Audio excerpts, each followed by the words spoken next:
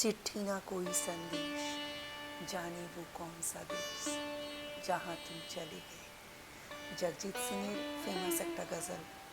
19শে ফেব্রুয়ারি এই দিনটা genius blog ফ্যামিলির কাছে ব্যথাতু একটা দিন।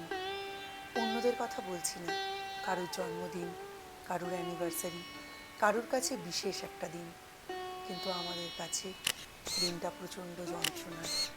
আজকের দিনটা মিস্টার বিশ্বাসের বাবা মার শেষ জিনিয়া ব্লগসের নতুন একটা ব্লগে তোমাদের সকলকে অনেক অনেক ওয়েলকাম। এখন প্রায় 9টা বাজতে চলেছে।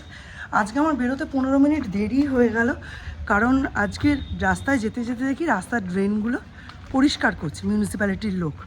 তা মঞ্জুদি তো আসতে পারবে না, ছেলের বিয়ে, তো ওই জন্য আমি ওদের বললাম, ওরা বললো যে ঠিক আছে আপনি একটু হেঁটে আসুন, তারপরে এসে আমরা করে দিচ্ছি ভেতরের ড্রেনটা, খুব একটা অসুবিধা হবে না। এবার আমি ওদের জন্যেই 15 মিনিট বসেছিলাম। ওরা যদি আগেই বলে দিত যে আমাদের আসতে একটু দেরি হবে, তাহলে আমি বেরিয়ে যেতাম। তাই বলে আমি 15 মিনিট আধা ঘন্টা একটু হেঁটে আসছি, তোমরাও এসো কাজ ফাজ গুটিয়ে তারপরে করো। সেই পিকনিকের আগে মানে 19 তারিখের আগে জানুয়ারির আমরা ড্রেনটা পরিষ্কার করিয়েছিলাম। পিকনিক গেল, আমাদের বাড়িতেই তো রান্নাবান্না হলো, ওই জায়গাটা কিন্তু ভীষণ নোংরা হয়েছে, ওটা বাইরের লোক ছাড়া হবে না।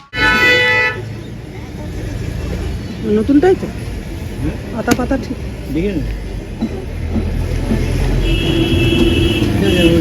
চলে এসছে। আজকে একদম মেঘলা ওয়েদার, কালকে যেমন ঝকঝকে ছিল আজকে একদমই না। আজকে থেকে রবিবারের মধ্যে তো বলছে বৃষ্টি হবে, সূর্য একেবারে মেঘে ঢাকা। আর কিনলাম, দেখতেই পেলে ওই যে পাঁজি পঞ্জিকাটা না, এই সময়টা ভালো পাওয়া যায়, কারণ এখনও 2-1 মাস দেরি আছে। কিন্তু এরপরে চৈত্র মাসের শেষের দিকে বা চৈত্র মাসের 10 তারিখের পর থেকে পঞ্জিকার হাহাকার লেগে যায়, তখন আর পাই না। টিপকে আর সৌর্যকে খেতে টেতে দিয়ে দিয়েছে, একটু বাজারে যাই, 2টো বড় মালা আর 3টে ছোট ছোট মালা কিনে আনতে হবে। আজকে আমার শ্বশুর শাশুড়ি 2 জনের মৃত্যুবার্ষিকী একই দিন। হ্যাঁ, একজন 2020, একজন 2022। এই মালাগুলো কত করে গো? সাদা লাল যেগুলো ঝোলানো আছে, হ্যাঁ 20 টাকা পিস। 2টো দাও তো।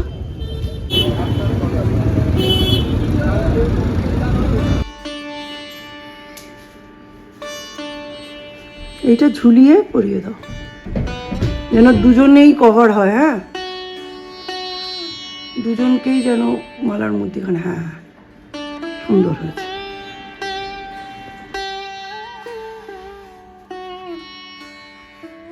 আজকে একটা ব্লান্ডার হয়ে গেছে।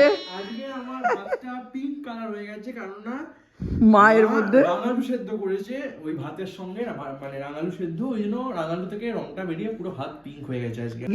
আমি ভাতের সাথে রাঙালু সেদ্ধ করে দীপের ভাতের কি অবস্থা করেছি দেখো, পিঙ্ক রাইস হয়ে গেছে। আমি কেটে অন্যবার জলে ডুবিয়ে রাখি, আজকে কি ইচ্ছে হলো জলে ডুবাইনি, মানে এমনি ধুয়ে দিয়ে দিয়েছি। পিঙ্ক সল্ট আর আজকে পিঙ্ক রাইস।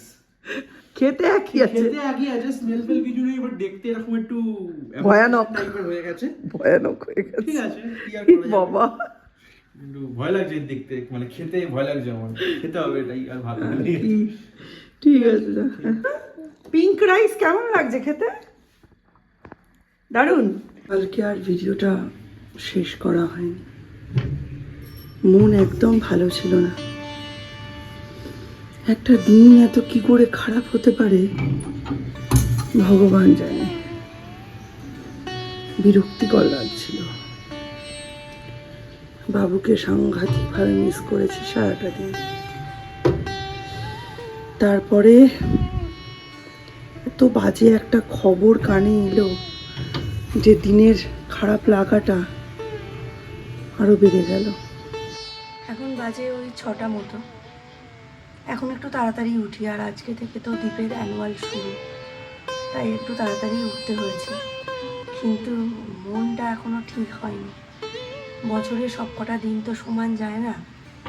আর আমার জীবনে সত্যি কথা বলতে কি আইডল বাবু।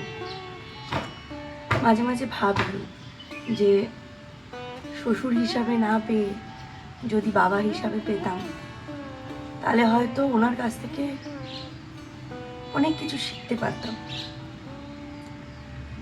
অ্যাকচুয়ালি সৌর্য হওয়ার সাথে সাথেই তো বাবু খুব একলা হয়ে গেল, কারণ যে বছর সৌর্য হলো সেই বছরই মা চলে গেল। আর স্ত্রী বিয়োগের পরেই তো একটা মানুষ একলা হয়ে যায়, অন্যের উপর নির্ভরশীল হয়ে যায়। বাবু দীপকে খুব বলতো যে এখন আমার কাছে থাক, আমার কাছে কথাগুলো শোন, দেখবি অনেক কিছু জানতে পারবি। বাবু এমনিতে খুবই কম কথার মানুষ, সোমও কম কথার মানুষ, কিন্তু বাবু আরও কম কথার মানুষ। সেই মানুষটা যখন একটা এরকম কথা বলে তখন ঠিক কতটা একাকিত্ব থেকে কথাটা বলে, কিন্তু ওই সময় আমার কিছুই করার ছিল না। দীপ সারাদিন রাত বাবুর কাছে থাকতো। এখন মনে হয় ওই সময়টার যদি আমি আরও বেশি করে বাবুকে সময়টা দিতে পারতাম, তাহলে আরও বেশি করে বাবুর মতো করে ব্লটিং পেপারে যেরকম করে জল শুষে নেয় না, কালি শুষে নেয়, সেরকম করে মানুষটাকে শুষে নিতে পারতাম। এত কিসের তাড়া ছিল কে জানে। বুঝতে পারবো না যে কটা বেগুন পোড়াতে হবে। দুটো পোড়ালাম, আবারে দুটো পুড়িয়ে কম হলো, এই আবার একটা বেগুন বসিয়েছি। এই যে দুটো বেগুন পুড়িয়েছিলাম সেই দুটোতে নুন, তেল, পেঁয়াজ কুচি এইসব দিয়ে মাখিয়ে রাখি। যদি ওটা হয়ে যায় একসাথেই মাখিয়ে নেবো, যদি ওটা না হয় তার আগে যদি মিস্টার বিশ্বাস বেরিয়ে যান তাহলে রুটি দিয়ে আর এটা দিয়ে ওনাকে দিয়ে দেবো।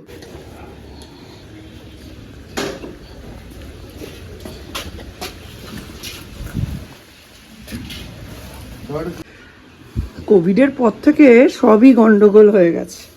বাচ্চা কাচ্চাদের বলে ডিজিটাল কম দেবেন, এক্সপ্লোরার কম দেবেন। এদিকে টিউটাররা 5টা চ্যাপ্টার নিজে পড়াচ্ছে, তো 2টো চ্যাপ্টারের নোটস দিয়ে দিচ্ছে হোয়াটসঅ্যাপে। স্কুলের হোমওয়ার্ক আসছে হোয়াটসঅ্যাপে, প্রজেক্ট আসছে হোয়াটসঅ্যাপে, স্কুলে কি করাচ্ছে না করাচ্ছে প্রত্যেক দিনের ক্লাস আসছে হোয়াটসঅ্যাপে, চ্যাপ্টারের ক্ল্যারিফিকেশান ইউটিউবে। কি করে বাচ্চারা মানে ডিজিটালি ফাস্টিং করবে? বাচ্চাদের তো দিতেই হচ্ছে, উপায় নেই। তারপরে বলবে কেন এত মোবাইল দেখে। যে 10টা ভালো কাজ করবে মোবাইলে, সেখানে 2টো খারাপ কাজ করবে না? করবেই। আমরা গার্জিয়ানরা মোবাইল কাটতে চাইলেও এখানে কোনো উপায় নেই। স্কুল, প্রাইভেট টিউশন এইসবের জন্য এদের মোবাইল দিতেই হয়। এমনকি কোনো চ্যাপ্টার মনে করো হাফ ইয়ারলিতে আছে, সেটা হয়তো টিচার পড়াননি, কিন্তু তার ইচ্ছে হচ্ছে সে সমস্ত চ্যাপ্টারগুলো নিয়ে পরীক্ষা দেবে। ইউটিউবে ওই চ্যাপ্টারটা দেখছে, পড়াশুনো করছে, ওর এক্সপ্ল্যানেশন শুনছে, ওগুলোর ওপর কোয়েশ্চেন অ্যান্সার লিখছে। লাগবে না মোবাইল? যেই চাইতে যাব তখনই তো ওইটারই এক্সপ্ল্যানেশন সে আমায় দেবে, যে আমায় এটা কথাটা তুমি করিয়ে দাও। সবাই তো আর, সমস্ত গার্জিয়ান তো আর এডুকেশনালি সমান সাউন্ড নয়, তারা তখন বাধ্য দিতে। এবার যে বাচ্চাটা হাতে 15-16 ঘন্টা মোবাইল পাচ্ছে, সে যে 15-16 ঘন্টায় গুড স্টাফ দেখবে সেটা এনশিওর করবে কি? স্কুল, টিউটার, গার্জিয়ান, নাকি ওই বয়ঃসন্ধিকালের বাচ্চাটা? শিক্ষা দেবে, দাদাকে নমো করে যাবে। আর জুতো দেখো ব্রাশ করে রেখেছি, এর বোতলটা আজন্মকাল ধরে ভেতরেই আছে, ভালো করে পরীক্ষা দেবে। বলছে সৌর্যকে প্যান্ট পরিয়েছো? কোথায় কেমিস্ট্রির ফর্মুলাগুলো মাথার মধ্যে আওড়াতে আওড়াতে যাবে, না সৌর্যের প্যান্ট পরিয়েছো? বেকার। বেরিয়ে পড়েছি, বাজারের ব্যাগটাও নিয়ে বেরিয়েছি, কারণ ফেরার পথে একটু আলু, পেঁয়াজ, কাঁচা লঙ্কা এগুলো নিতে হবে।